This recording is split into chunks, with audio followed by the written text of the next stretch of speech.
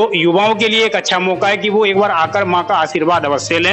हम लोग जो ये पूजा करते हैं विश्व कल्याणार्थ के लिए, ये नहीं कि हम मैथिल हैं प्रकार तो मैथिल समाज जो है वो दिल्ली के अंदर एक सांस्कृतिक और सामाजिक सद्भाव रखने का प्रयास कर रहा निकल के राजधानी दिल्ली आए हैं सरस्वती पूजा, लेकिन बहुत भव्य स्तर पर, बहुत बड़े स्तर पर विकास झा, स्वाति झा, डॉली ठाकुर और हमारे संदीप विनोद साजन जी हैं जो टीम है। विनोद नगर दिल्ली में मैथिली में प्रोग्राम हम लोग करते हैं। सरस्वती पूजा मैथिल के लिए फेमस है, लेकिन हम सबके लिए करते हैं। जो समाज एक ऐसे क्षेत्र में बिहार के रहता है जहाँ पर पूर्ण रूप से सरकार का विकास नहीं, मैथिली की जो मीठी संस्कृति है उसको प्रसारित करता है, उससे लोगों को जोड़ने का प्रयास करता है, ये दिखाने का प्रयास करता है कि हमारी जो संस्कृति है वो ज्ञान से जुड़ी, मुसीबतों को झेलते हुए आगे बढ़े हैं। तो वो संघर्ष की कहानी कहीं ना कहीं मैथिल समाज के अंदर दिखती है।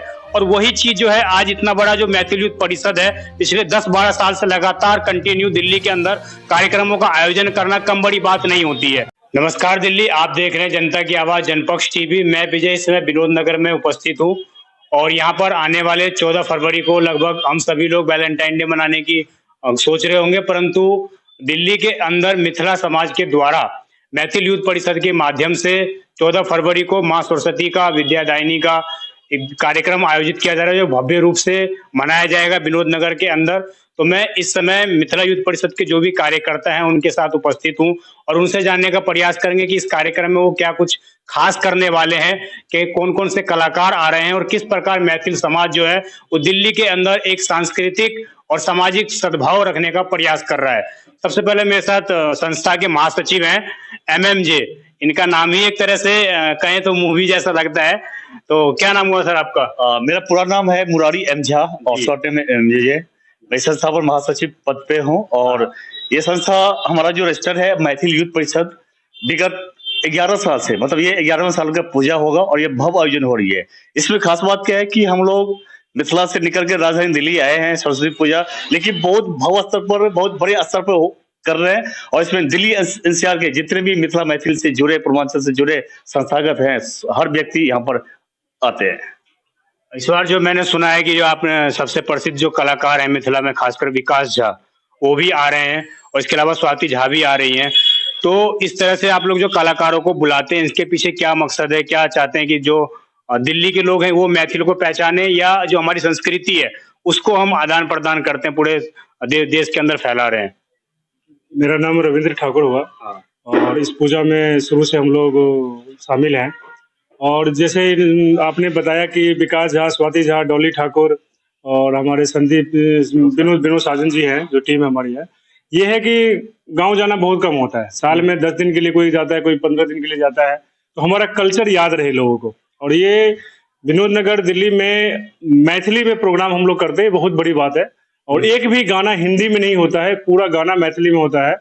और दिल्ली NCR से नहीं भी लगभग तो यहाँ पे कम से कम 60-70 हजार लोग आते जाते रहते हैं। एक भीड़ तो हमारा उतना नहीं रहता, लेकिन आते जाते रहते हैं 60-70 हजार लोग। तो लोगों को यही कि हमारा कल्चर पता रहे और मिथिला का प्रोग्राम हमारे चलता रहे। आप लोग जो है समाज के विभिन्न लोग हैं, अभी आपने गंभीर जी को भी जो यहाँ के सांसद हैं, इसके अलावा मनोज तिवारी उत्तर पूर्वी के जो सांसद हैं, इन सभी लोगों को न्योता देते रहते हैं, बल्कि ये लोग मैथिल नहीं है। इसके बाद भी आप इन लोगों को न्योता देते थे, इससे क्या आप समाज को एकजुट करना चाहते हैं या अपने कार्यक्रम में अत्यधिक भीड़ बुलाना चाहते हैं इसलिए इन लोगों को न्योता देते हैं? क्या इसके पीछे मंशा है? इसके पीछे 2 मंशा है। एक तो कि हमारा जो कल्चर है, हमारा जो संस्कृति है, उन लोग को मैं रूबरू करवाऊं, समझूं कि सरस्वती पूजा क्या होता है और हम लोग पूजा कैसे करते हैं, राजधानी गांव से दूर रहते हुए भी अपने संस्कृति को जिंदा रखें। और दूसरा जो कृषि होती है कि यहाँ उनके क्षेत्र में हम कार्यक्रम कर रहे हैं, तो निश्चित है कि हमारे आदरणीय सांसद गौतम जी आए, अपने पूर्वांचल की सम्मान आने मनोज तिवारी जी तो उनसे आए, पूर्व राज्यसभा सांसद प्रभात झा जी है, हमने उनको भी इन्वाइट दिया है। इसी तरह से हम सबको इन्वाइट करते रहते हैं। यही जो है मिथिला की संस्कृति है। मिथिला के लोग खासकर जहां भी जाते हैं आपने अक्सर ये देखा होगा कि वो अपनी संस्कृति को लेकर जाते हैं। उनका मेन मकसद ये होता है कि हम कहीं भी रहें अपनी संस्कृति का प्रचार करें, प्रसार करें।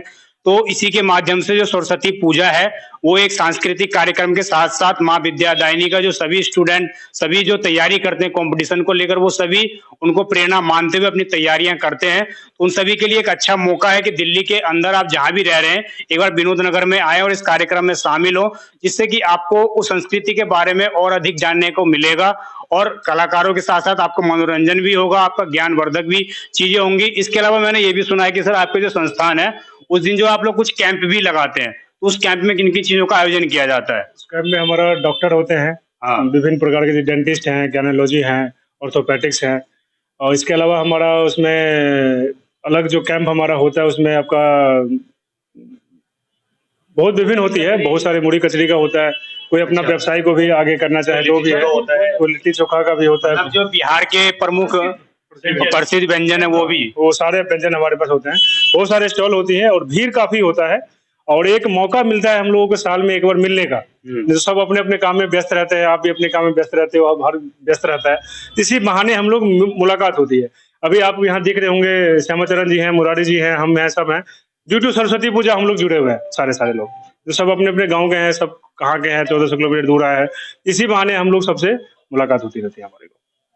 तो इसमें जो कैंप लगाते हैं इसमें कुछ चार्ज भी लिया जाता है कि ये मुफ्त होता है? कोई चार्ज नहीं है, मुफ्त है। और पूरे हम पैम्पर पहले से ही पैम्पर प्लेट बंटवा के पूरे विनोद नगर में बंटवाते हैं, उससे बाहर भी बंटवाते हैं कि जो पुअर फैमिली के हैं, जो कहीं कुछ कर नहीं पाते हैं, तो आए यहाँ पे इलाज करवाए। उसके बावजूद भी अगर वो नहीं कर पाते हैं कुछ भी, और वहाँ पे डॉक्टर ने बुला लिया, अगर कुछ नहीं कर पाते तो उन लोगों को भी हम लोग सहयोग करते हैं, डॉक्टर से बात करते हैं, वहाँ पे कुछ उनका दवा होता है, कुछ हर साल चलता है। हम लोग जो ये पूजा करते हैं विश्व कल्याणार्थ के लिए, ये नहीं कि हम मैथिल हैं तो हम मैथिल के लिए, हम लोग जो संकल्प करते हैं ना, पूरा दिल्ली वासी नाम, ग्राम वासी नाम, ये संकल्प करते हैं। तो हम मैथिल के लिए नहीं कर रहे, हमारा ये पूजा है, सरस्वती पूजा मैथिल के लिए फेमस है, लेकिन हम सबके लिए करते हैं कि सब ये जाने, आए, भगवती से आशीर्वाद लें, प्रसन्न हो, भगवती उनके बच्चे को सबको आनंद रखें,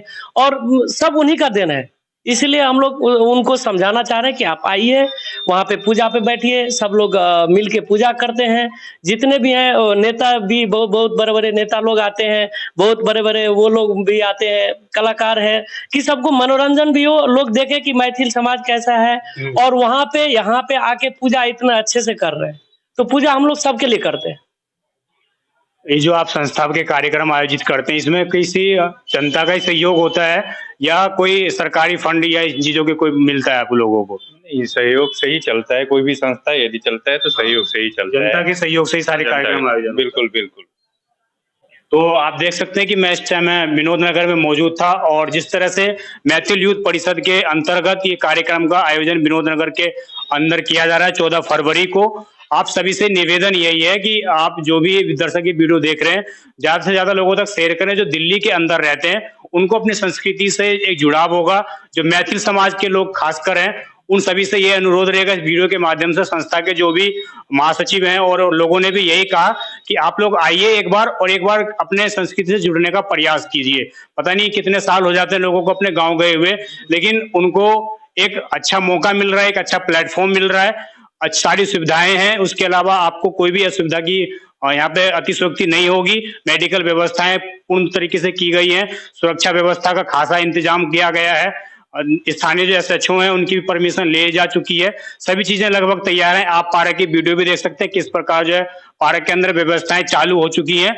आने वाले 14 फरवरी को ये कार्यक्रम आयोजन होगा, भव्य तरीके से आयोजन होगा। इसके अलावा विसर्जन का कार्यक्रम भी अगले दिन है, तो उसमें भी जो मैथिल समाज है वो सरस्वती पूजा को एक ज्ञान की देवी के रूप में पूजता है और ज्ञान माँ सरस्वती जो है वो ज्ञान की प्रकाश की देवी है, उनके माध्यम से ही ज्ञान का संचार होता है।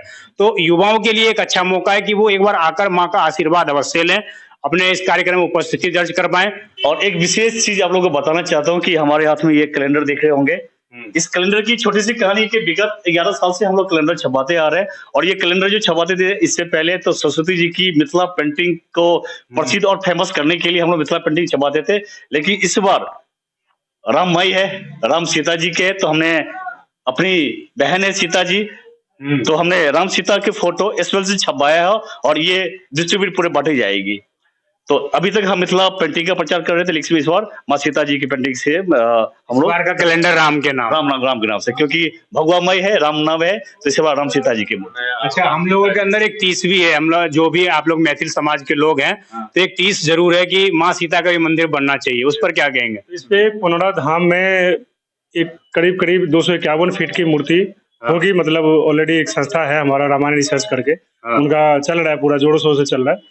और पुनौरा धाम जहाँ पे सीता जी का जन्म हुआ था, वहाँ पे भव्य मंदिर बनेगा, और अगला लक्ष्य हम लोगों का वही है कि वहाँ पे सीता का मंदिर बहुत भव्य बने। और एक हमारा संस्था है मिथिला जागृति मंच पालम, उन्होंने सीता मंदिर के लिए स्पेशल जुलूस निकाले हैं। जुलूस बोले तो पैदल यात्रा, अभी 17 फरवरी को अयोध्या से लगभग 25-30-40 आदमी निकलेंगे पैदल और सीतामढ़ी पुनौरा धाम तक जाएंगे। उनका एक ही है कि आवाज उठाएंगे सरकार के समक्ष और सीता जी की अच्छा मूर्ति बने, पुनौरा धाम में उनका विकसित हो, विकास हो, यही उस संस्था का उद्देश्य है। उनका जो मेन कार्यकर्ता है हमारे के.एन. झा जी है, उन्होंने लक्ष्य शुरुआत किया है। देखिए, जब आप गूगल पे सर्च करेंगे ना कि सबसे मीठी भाषा कौन सी है, तो सबसे पहले नंबर पर आता है मैथिली। जो समाज एक ऐसे क्षेत्र में बिहार के रहता है जहां पर पूर्ण रूप से सरकार का विकास नहीं पहुंच पाता है, वो समाज बाहर निकलकर एक विस्थापित होकर जिस क्षेत्र में भी जाता है वहां पर संस्कृति का और मैथिली की जो मीठी संस्कृति है उसको प्रसारित करता है, उससे लोगों को जोड़ने का प्रयास करता है, ये दिखाने का प्रयास करता है कि हमारी जो संस्कृति है वो ज्ञान से जुड़ी हुई है। हमने मुसीबतों को झेलते हुए आगे बढ़े हैं, तो वो संघर्ष की कहानी कहीं ना कहीं मैथिल समाज के अंदर दिखती है। और वही चीज जो है आज इतना बड़ा जो मैथिल युद्ध परिषद है, पिछले 10-12 साल से लगातार कंटिन्यू दिल्ली के अंदर कार्यक्रमों का आयोजन करना कम बड़ी बात नहीं होती है, और वो भी जनता के माध्यम से। जो मतलब मैथिल समाज है और अन्य समाज के लोग हैं, वो सभी इसमें एकजुट होकर इस कार्यक्रम में बढ़ावा आगे बढ़ते हैं और सहयोग करते हैं, साथ में सरकार का जो समर्थन है वो प्राप्त होता है। तो ये बहुत बड़ी बात होती है किसी भी संस्था के लिए। तो मैं समझता हूं आप सभी दर्शक इस वीडियो को शेयर करें, जिससे कि संस्था के जो लोग हैं उनको इससे उत्साह मिले और से अधिक कार्यक्रम जो है वो आगे भी चलता रहे। तो आप देख रहे थे जनता की आवाज जनपक्ष टीवी। आपको हमारा प्रयास कैसा लगा कमेंट कर अवश्य बताइएगा। धन्यवाद।